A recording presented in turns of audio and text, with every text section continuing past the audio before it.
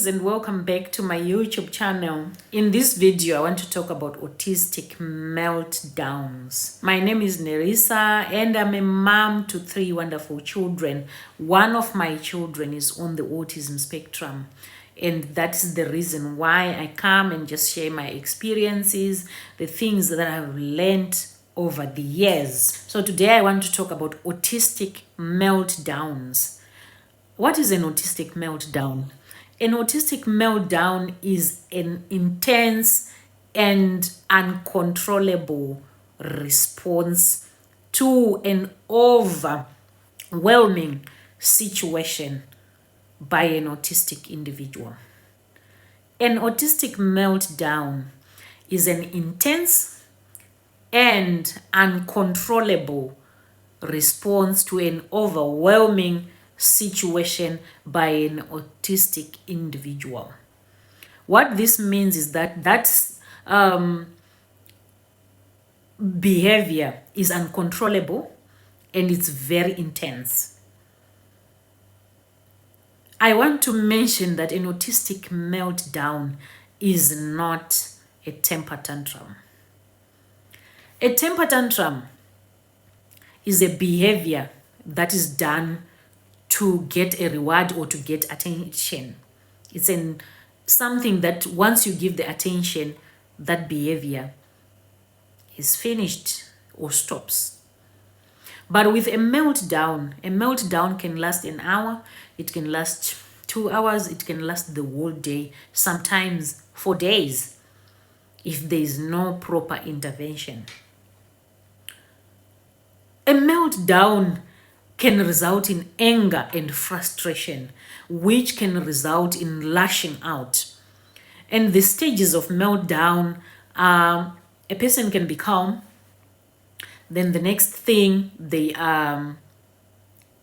triggered, a trigger happens and they get agitated and have a meltdown. Their system just gets overwhelmed, so they get a meltdown. Remember, we say it's the uncontrollable and intense response to an overwhelming situation. So an autistic meltdown, an individual can express it in different ways. Some will express a meltdown by rolling, crying on the floor, or lashing out. Some will express a meltdown by screaming or physically attacking those around and lashing out as well. And some will express a meltdown by running away from that environment. Running away, which is autistic elopement, can be a sign that a person is undergoing a meltdown. So running away is another form of a meltdown. Or even withdrawing and locking themselves in their own room and they just want to be alone for quite a significant time. And then there is also some extreme levels of meltdowns which are like which will become crisis levels, like self-harm and also suicidal ideation. That can be a form of meltdown. I want to give you an example that was given by one of the adults, autistic individuals that I've met. She's in her 50s and she explained to me that an autistic meltdown, the sensation that it gives is like the sensation that we get when we accidentally choose send. That is the sensation that she gets when she's having an autistic meltdown. And it made me think. That example made me understand, made me look at my son when he's having a meltdown and feel sorry for him. No matter how aggressive he become when he's having a meltdown, when that explanation was given to me to say this is the sensation that he could be getting, of that sensation that I get when I'm chewing sand, it just changed everything for me. It just made me more empathetic with him.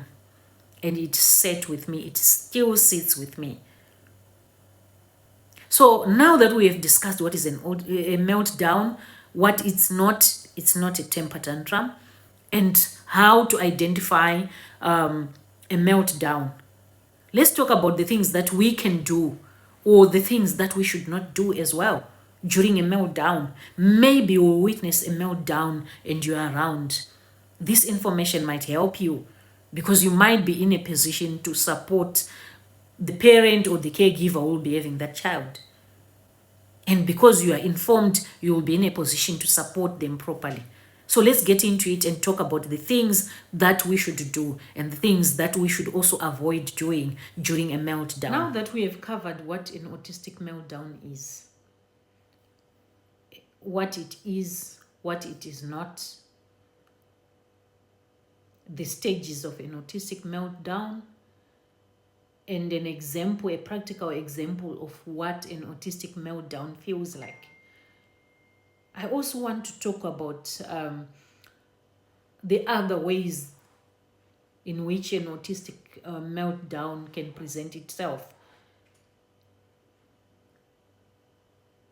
Running away, which is autistic elopement, can also be a form of an autistic meltdown, because the individual will be just saying, I want to be out of this place. It's giving me this shivers down my spine, and I think if I get out of this place, I'll feel much better. So they end up running away or wandering away.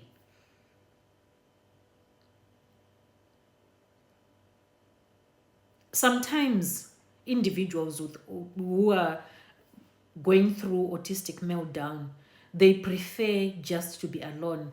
They can lock themselves in the room, or if they are living alone, they just stay indoors for days. They don't even want to see anyone. It could be a form of a meltdown if they are autistic. And then the extreme levels of autistic meltdowns, which really reach crisis levels, they include self-harm, where they will take some objects and they are harming themselves, or they can headbutt on walls and harm themselves, or even, sadly, suicidal ideation. It can be a form of an autistic meltdown when they just think, let me end my life. Now let's talk about a few things that we can do when an individual is going through an autistic meltdown. Maybe you are walking in a shopping center, or you are in a bus, you are in a train, you are in a flight. You might not have a child who has got autism. You might not have a child who will ever have an autistic meltdown, but you might be in the same flight with me and my son. I've traveled with passengers in a plane, and some of the passengers have been victims of my son's meltdowns in the plane. So information like this, it equips you so that you have an idea, you are on the lookout. Once you know that you are in the same space with an autistic individual, it helps you what to do and what not to do. Number one, during a meltdown, once you realize this could be a meltdown, approach the family, approach the carer, approach the parents, whoever is with that individual, and just ask them, how can I help you? How can I help? How can I be of help? What do you want the most right now? Is it help with carrying your shopping bags to your car? Is it help with moving your child from this place? What do they want? Believe you me, no. Believe you me now. That parent, that caregiver, They know exactly what kind of help they want. But they might not even think of looking for that help because they are overwhelmed already.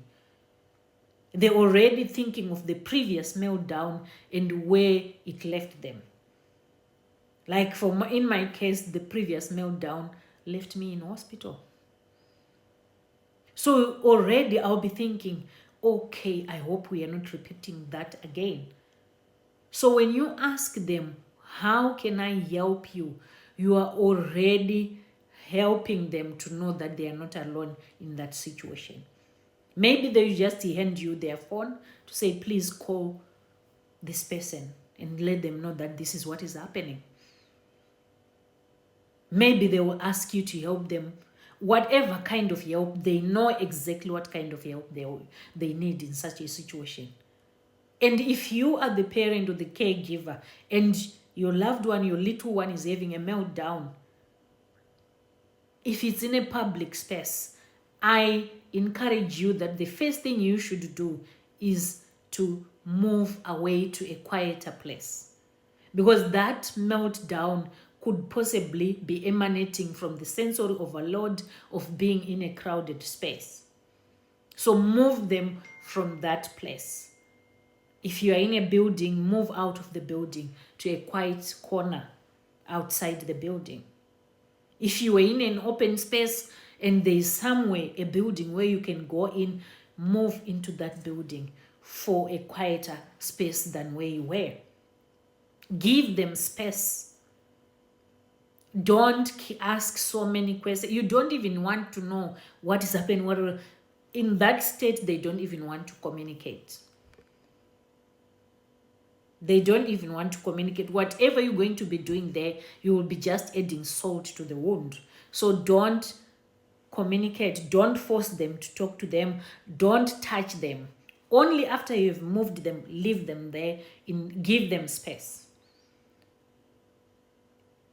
If they use noise cancelling headphones, give them their noise cancelling headphones if they didn't have them already. Turn down the volumes, tone down the lights as well. And at that particular time, only one person should talk to them. Only one person. Remember, they are already overwhelmed. So they don't want 20 people asking them, what's wrong with you? They don't like that. It will just worsen the meltdown. And stay calm. Reassure the individual that everything will be fine. That reassurance, you are giving them that reassurance that, okay, I know how you are feeling. I might not really know exactly, but I have an idea of what you are going through. But it will be fine. You will be fine soon. Give them reassurance that this too shall pass. What to avoid? Let's quickly talk about things that we should avoid during a meltdown. Avoid shaming and blaming individuals who are having an autistic meltdown. It can make the situation worse. Reduce sensory overload. Reduce things that could overwhelm them. Reduce those. We have already spoken about moving them from an environment that could be triggering the sensory overload. So reduce that. Number one, don't blame them, don't shame them. And if already they are receiving help, don't stay and watch them. Give them some dignity. Because as you stare at them, remember we said in one of the previous videos that as you stare at them, you make them feel ashamed. If possible, carry on with your business if your assistance is not required at that time. Carry on with your business. Because that staring just worsens the situation.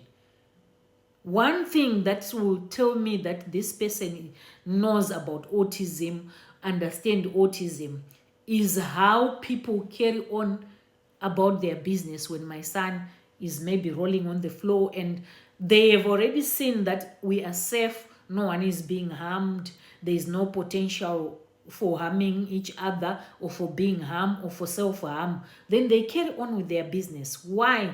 Because even him, he won't feel shameful or embarrassed of what he is doing. Remember, it's beyond control. So the worst thing that you can do is to make this individual feel embarrassed of things that they are beyond their control. So those are two things that we should do.